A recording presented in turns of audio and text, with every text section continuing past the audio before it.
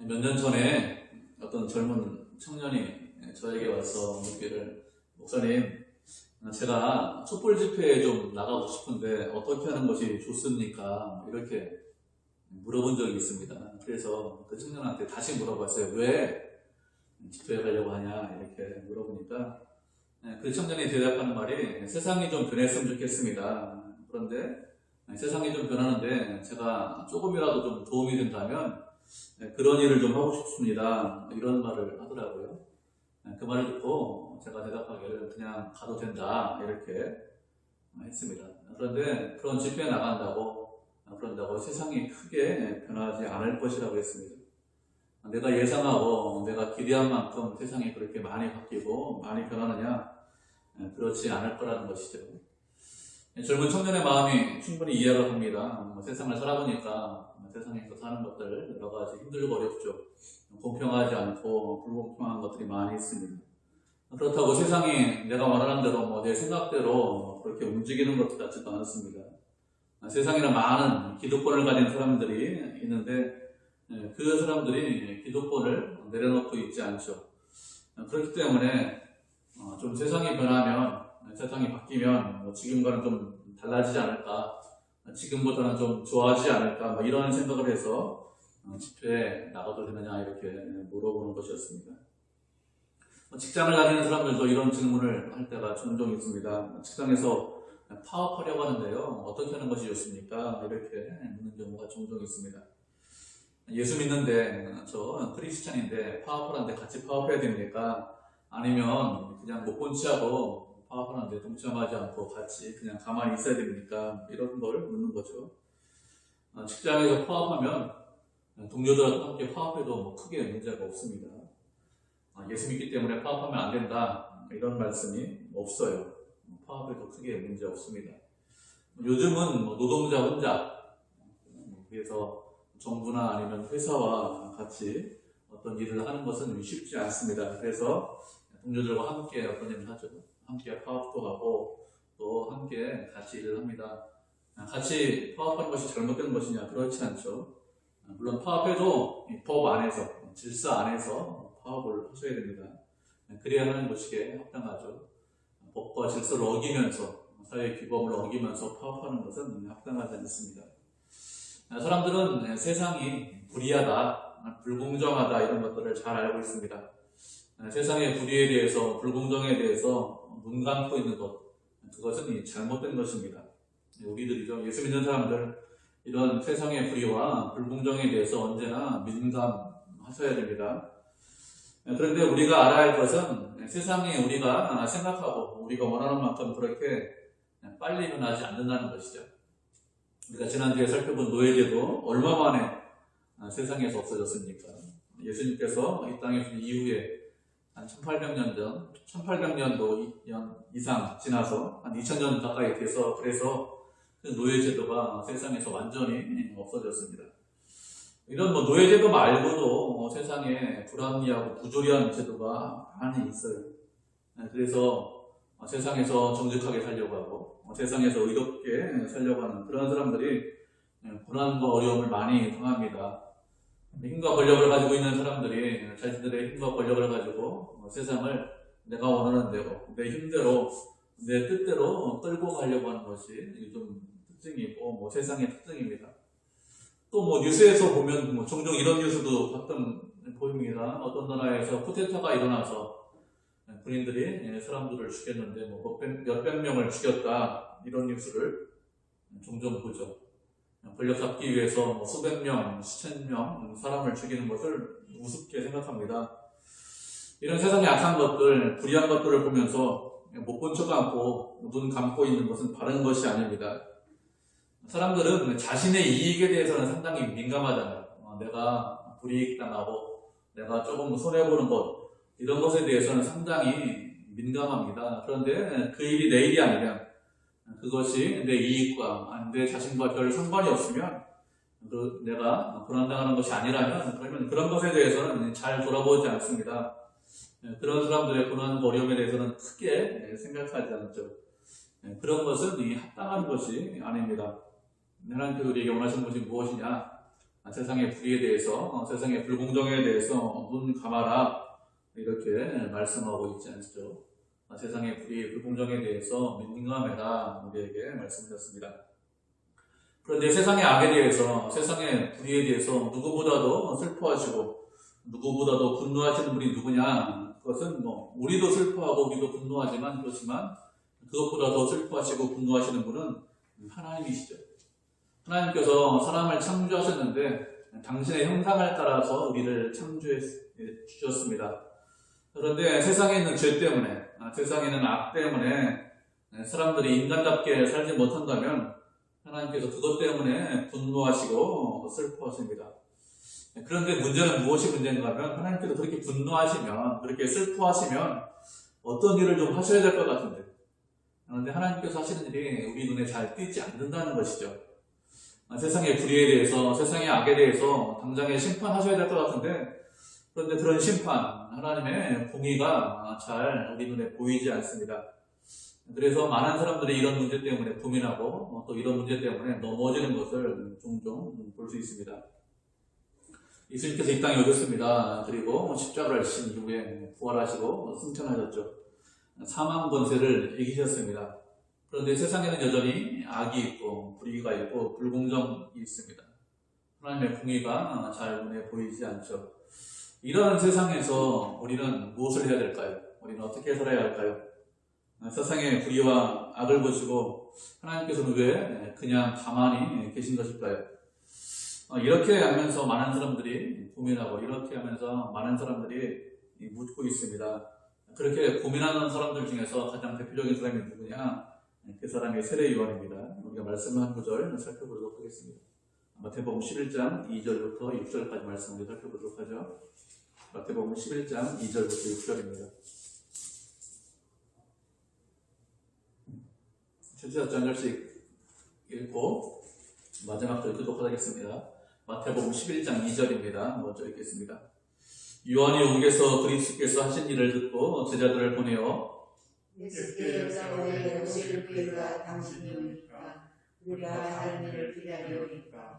예수께서 대답하여 이르시되 너희가 가서 듣고 보는 것을 요한에게 알리되 맹인이 보며 못 보는 사람이 보이며 말하는 자가 뜬다며 못 듣는 자가 들으며 죽은 자가 살아나며 하는 자에게 복이 있는 사람아.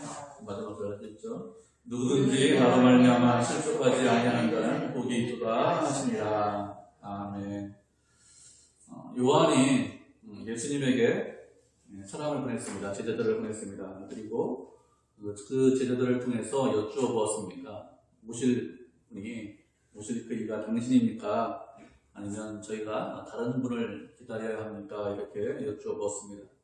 오실 분이라는 것은 메시아를 말하는 것이죠. 우리가 메시아를 기다리고 있는데 당신이 메시아가 맞습니까? 아니면 당신은 메시아가 아니기 때문에 다른 분을 기다려야 됩니까? 다른 메시아를 기다려야 합니까? 이런 뜻입니다. 그렇게 제자들이 여쭙자 예수님께서 무엇이라고 하였습니까? 너희가 보고 들은 것을 너희 스승에게, 요한에게 알려주어라 이렇게 말씀하셨습니다. 요한의 제자들이 보고 들은 것이 무엇입니까? 요한의 제자들이 보고 들은 것은 맹인이 보고, 그리고 병 고침을 받고, 못 걷는 사람이 걷고, 못 듣는 자가 듣고, 죽은 사람이 살아나고, 그리고 가난한 자에게 복음이 전파된다, 이런 것들을 보고 들었죠. 이것을 요한에게 전해라 이렇게 말씀하셨습니다. 요한은 다른 메시아를 기다려야 합니까? 이렇게 질문했습니다. 왜 그가 이런 질문을 했는가 하면 예수님이 자신이 기대하던 그런 메시아가 아니기 때문에 그렇습니다. 요한이 기대하던 메시아는 그러면 어떤 메시아일까요? 요한이 기대하고 그의 제자들이 기대하던 메시아는 심판의 메시아를 기대했습니다. 요한이 무엇이라고 고백하죠? 나는 부족한 사람이다. 나는 합당하지 못한 사람이다. 내 뒤에 오시는 분은 나보다 큰 분인데 나는 그분의 신발끈 풀기도 감당하지 못한다. 이렇게 했습니다. 그리고 나는 물로 세례를 주지만 내 뒤에 오시는 분은 불로 세례를 주고, 그리고 그분은 손에 키를 들고 타작마당을 정하시게 할 것인데, 그래서 알고 온 국관에 축정이는 영원히 타지 않는 그런 불에, 영원히 꺼지지 않는 그런 불에 던지실 것이다 이렇게 말씀을 하고 있죠. 요한이 기대한 메시아는 어떤 메시아냐? 요한이 기대한 메시아는 손에 키를 들고 타장마당을 정하게 하는 그런 메시아를 기대하고 있었습니다. 그런데 예수님의 대답은 무엇이죠? 병든 자가 고침받고 죽은 자가 살아나고 그리고 가난한 자에게 복음이 전파되는 것, 그것이 예수님의 대답입니다. 예수님께서 이 땅에 오셔서 하신 일이 무엇이냐? 그것은 복음 전하는 일을 하셨습니다. 세상에는 악한 것들이 많이 있어요. 불의한 것들이 많이 있습니다. 그렇지만 지금은 어느 때입니까? 지금은 심판의 때가 아니라 구원의 때입니다. 하나님께서 세상의 죄와 악에 대해서, 세상의 불의에 대해서 모르실까요? 그렇지 않습니다. 누구보다도 잘 알고 계시고, 누구보다도 슬퍼하시고, 누구보다도 분노하십니다. 인간의 고통 때문에, 인간의 고난 때문에, 어려움 때문에, 죄 때문에 고난당하는 것 슬퍼하십니다. 그렇지만 당장에 하나님께서 그것 때문에 심판하시느냐? 그렇지 않습니다. 심판하시는 것이 아니라 무엇을 베푸세요? 은혜를 베푸십니다. 하나님께서 세상에 있는 모든 죄를 다 없애버리려면 그러면 어떻게 될까요? 그러면 이 세상에 있는 모든 사람들을 심판하시면 그러면 세상에 있는 모든 사람들을, 세상에 있는 모든 죄를 다 없앨 수 있습니다. 예수님을 믿지 않는 사람들 다 심판하시고 예수님 믿는 우리 같은 사람들 다 천국에 들이시면 그러면 세상에 더 이상 죄가 없어집니다. 세상이 깨끗해지겠죠. 그러면 어떻게 될까요? 그러면 더 이상 구원받는 사람이 생기지 못합니다. 어떤 사람들은 아직 구원받지 못한 사람들이 있죠. 그들은 복음을 들어서 구원받아야 되는데 그런데 아직까지 복음 듣지 못한 사람, 구원받지 못한 사람, 그런 사람들은 영원히 구원받지 못합니다. 우리가 구원받은 것은 우리의 힘과 능력으로 구원받은 것이 아니죠. 우리가 구원받은 것은 예수님께서 십자가를 지셨기 때문에 구원받았습니다. 우리는 우리의 힘과 능력으로 우리의 죄 문제를 스스로 해결하지 못하죠. 그래서 예수님께서 십자가를 지신 것입니다. 우리가 우리의 죄 문제를 스스로 해결하지 못한다면 우리만 그런 것이 아니라 세상에 있는 다른 사람들도 우리와 동일하게 자신의 죄 문제를 해결하지 못합니다. 그들도 그들의 능력으로 자신의 죄 문제를 어떻게 하지 못하죠. 인간이 할 수 있는 것이 무엇이죠? 인간이 할 수 있는 것은 죄를 질 수는 있습니다. 그렇지만 그 지은 죄를 어떻게 해결해야 되는지, 어떻게 없애는지 이것은 알지 못하고 할 수 있는 것이 아무것도 없습니다. 그래서 예수님께서 십자가를 지신 거예요. 우리의 죄의 문제를 해결해 주셨습니다. 우리가 할 일이 무엇이냐? 우리가 은혜 받았기 때문에, 우리의 죄의 문제를 해결받았기 때문에, 그리스도를 통해서 해결받았기 때문에 우리도 복음을 전하는 것, 그것이 우리가 할 일이죠. 그래야 그들의 죄 문제, 세상 사람들의 죄 문제가 해결될 수 있기 때문에 그렇습니다. 죄인을 구원할 수 있는 유일한 길은 무엇이냐? 복음밖에는 없습니다. 복음을 들으면, 예수 그리스도를 믿으면, 그러면 죄에서 해방되죠. 세상이 아무리 많이 바뀌고 세상에 어떤 것들이 나온다고 하고 훌륭한 사람들이 있다고 할지라도 그것들로 인해서 그 사람들이 어떤 제도가 사람들을 구원하고 그들을 죄에서 건져낼 수 있느냐? 그런 것은 아무것도 없습니다. 오직 예수 그리스도만이 우리를 죄에서 건져낼 수 있습니다. 오직 예수님만이 우리를 죄에서 해방시켜 줄 수 있죠. 하나님께서 그런 우리들, 죄에서 해방된 우리를 세상에, 지금 우리가 살고 있는 세상에 계속해서 살도록 하셨습니다. 그리고 이 세상에 국가라는 것을, 나라라는 것을 허락해 주셨습니다. 왜 세상에 국가를 허락하셨을까요? 왜 어떤 나라에 태어나고 어떤 국가가 세상에 존재하는 것입니까? 그것도 하나가 아니라 여러 개의 나라가 존재합니까? 그렇게 여러 국가를 허락하신 이유가 무엇인가 하면 죄와 악이 팽창하는 것을 막기 위해서 그렇게 국가를 허락하신 것입니다. 우리가 말씀을 한 구절 살펴보도록 하겠습니다. 로마서 13장 1절부터 4절까지 말씀 살펴보도록 하죠. 로마서 13장 1절에서 4절까지 말씀입니다. 로마서 13장 1절 제가 먼저 읽도록 하겠습니다. 한 절씩 읽도록 하죠.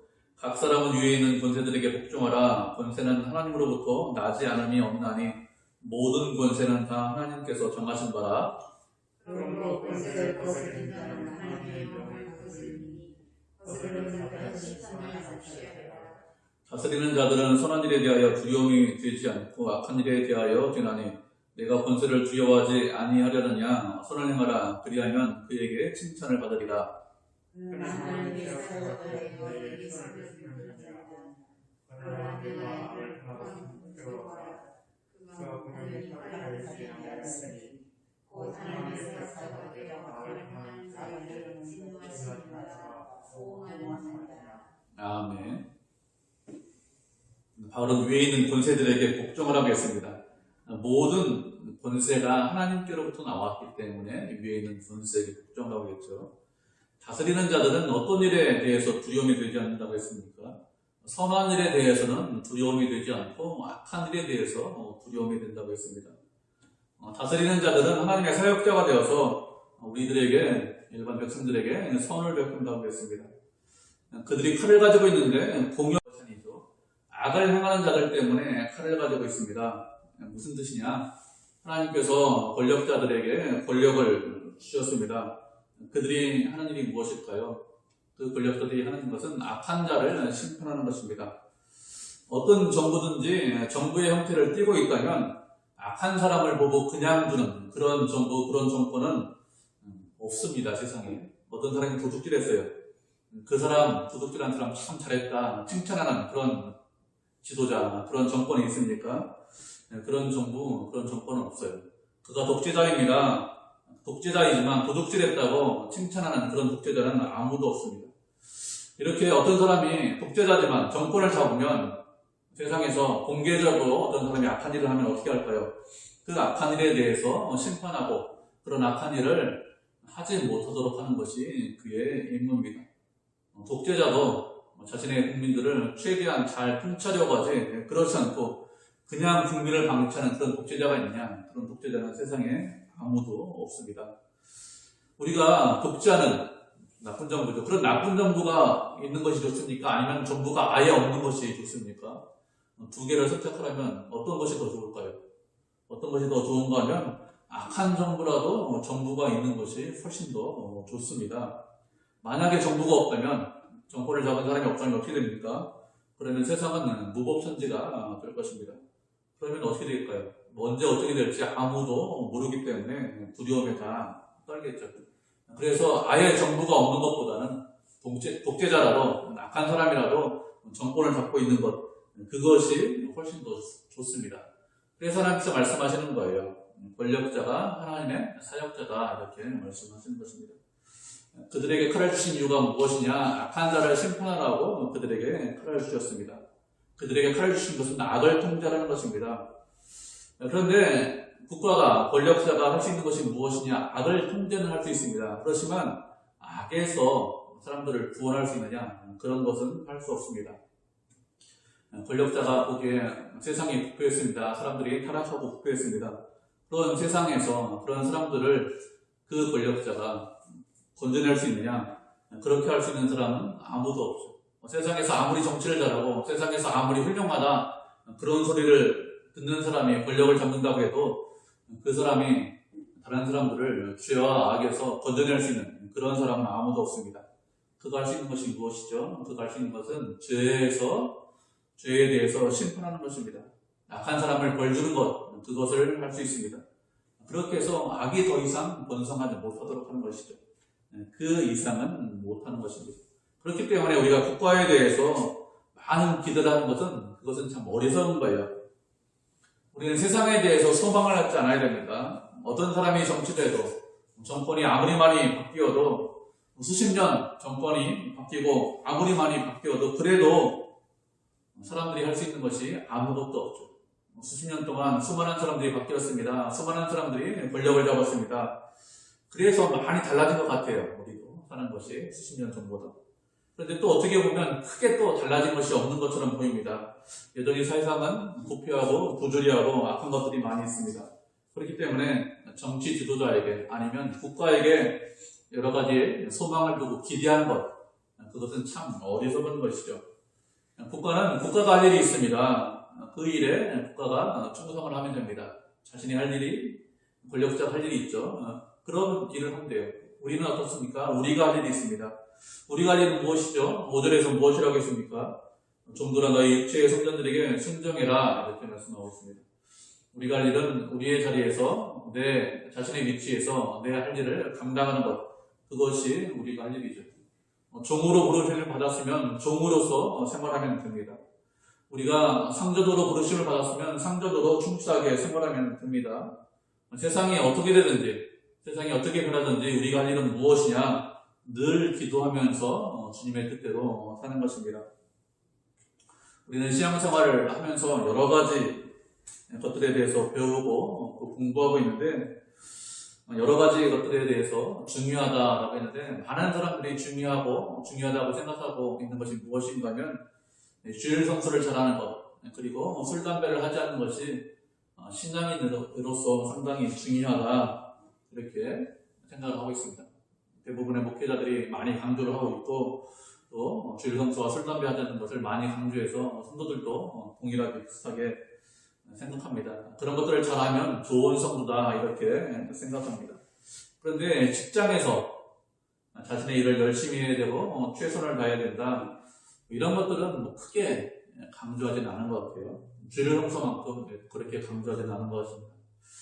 형제를 사랑하고 이웃을 사랑하고 직장에서 열심을 내는 것은 그렇게 많이 강조하지 않았습니다. 그런데 중요한 것은 주일 성수하는 것만큼 직장에서 생활하고 또 형제와 이웃을 사랑하는 것이 중요하고 의미가 있고 가치가 있습니다. 예전에 제가 직장에 다녔는데, 그 직장에서는 낮에만 근무하는 그런 사람들만 있는 것이 아니라 어떤 사람들은 선교대로 근무를 해야 되는 그런 사람들이 있었습니다. 직장 특성상 반드시 3교대 근무를 해야 됩니다. 그렇지 않으면 공장에서 물건을 만들어내지 못하기 때문에 반드시 3교대 근무를 해야 되겠죠. 그러면 그렇게 3교대 근무를 하시는 분들은 주일에도 근무를 해야 됩니다. 그러면 어떻게 될까요? 주일날 주일 성수하기 위해서 근무하지 않고 맨날 휴관해야 됩니까? 아니면 예수 믿는 사람들은 그런 직장을 잡으면 안 될까요? 만약에 예수 믿는 사람들이 그런 직장을 잡지 않으면, 그러면 그 직장에서 빛과 소금의 역할은 누가 감당합니까? 예수 믿는 사람들이 그런 직장에 종사하면 안 된다, 이렇게 생각하면 그건 잘못된 것이죠. 매주일 예배는 못 드리지만, 그렇지만 예배 드릴 때는 최선을 다해서 예배 드리고, 그리고 직장에 가는 날은 그 직장에서 최선을 다해라, 열심을 내라, 이렇게 해야 됩니다. 하나님께서 그렇게 하기를 원하시죠. 그 직장에 가서 빛과 소금의 역할을 감당하기를 원하십니다. 다른 사람들은 그렇게 하지 않지만 예수 믿는 사람이기 때문에 직장에서 최선을 다해야 되겠죠. 열심을 내야 됩니다. 그래서 직장에서 같이 근무하는 동료들이 무엇이라고 해야 됩니까? 예수 믿는 사람들이 행하는 것을 보면서, 너를 보니까 하나님께서 살아계신 것 같구나, 너를 보니까 정말 예수 믿어야 되겠구나, 이런 소리를 들을 수 있어야 되겠죠.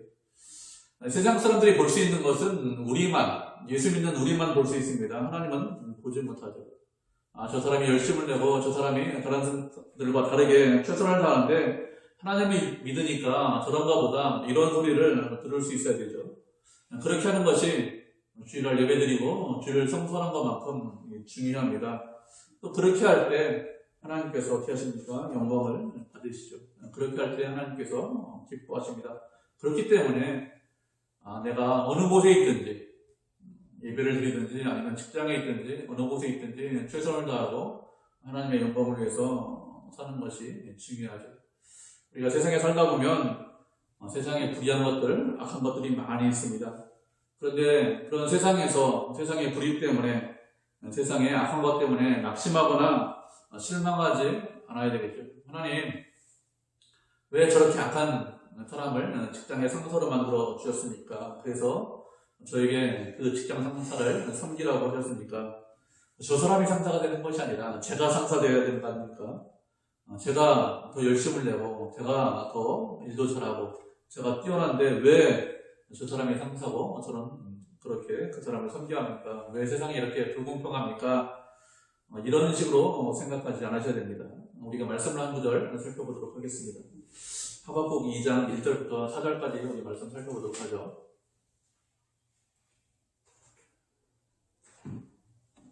하박국 2장 1절부터 4절까지입니다.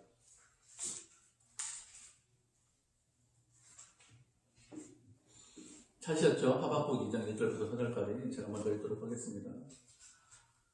내가 내 펴서는 곳에 서며 성루에 서리라. 그가 내게 무엇이라 말씀하실는지 기다리고 바라보며 나의 질문에 대하여 어떻게 대답하실는지 보리라 하였더니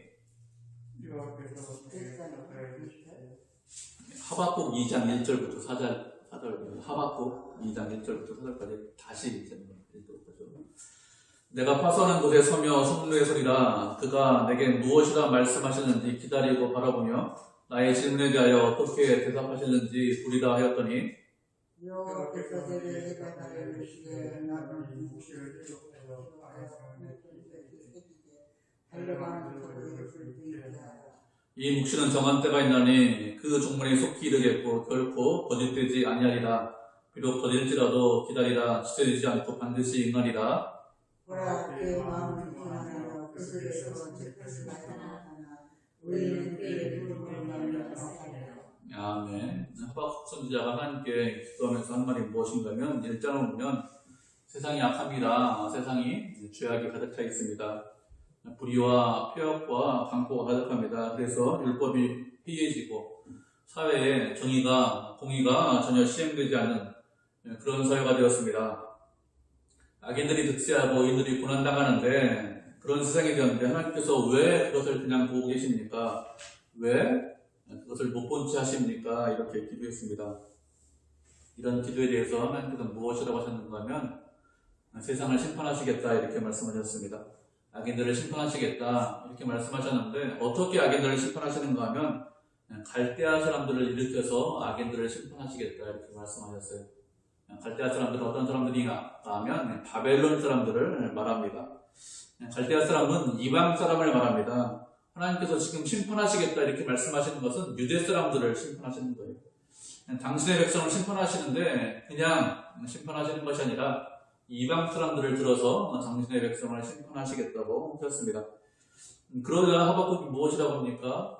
그거 좀 말이 안 되는 것 같습니다. 그래도 그 사람들은 악하지만 불의하지만 그래도 그 사람들은 선민입니다. 하나님의 백성입니다. 하나님을 알고 있고 하나님의 율법을 알고 있습니다. 그렇지만 갈대아 사람은 그런 사람들이 아니죠. 이방인이고 하나님을 아예 알지 못하는 그런 사람들인데 어떻게 그런 사람들을 들어서 하나님의 백성을 심판할 수 있습니까? 어떻게 징계할 수 있습니까? 이것은 무엇인가 불합리하고 무엇인가 잘못된 것이 아닙니까? 이렇게 기도했습니다. 그러자 이 두 번째 기도에 대해서 하나님께서 응답을 하신 것이죠. 우리가 이건 2절을 보면 묵지를 판에 기록해서 명백하게 새기라고 하셨습니다. 그래서 달려가면서 그 묵시를 읽을 수 있도록 해라 이렇게 말씀하셨죠.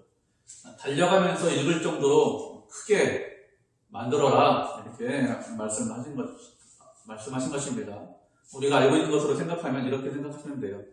고속도로에 가면 곳곳에 광고판이 붙어 있습니다. 커다란 글씨로 광고판이 붙어 있는데 그 광고판 차로 달리면서 볼 수 있잖아요. 하나님께서 하박국에게 그렇게 큰 광고판을 만들어라 이렇게 말씀하신 것입니다. 말을 타면서 달려가면서 볼 수 있도록 크게 만들라고 했습니다. 그래서 말씀을 새겨서 누구나 볼 수 있도록 해라 이렇게 말씀하셨습니다. 그리고 말씀하신 것이 무엇인가 하면 이 말씀은 때가 되면 반드시 이룬다고 했습니다.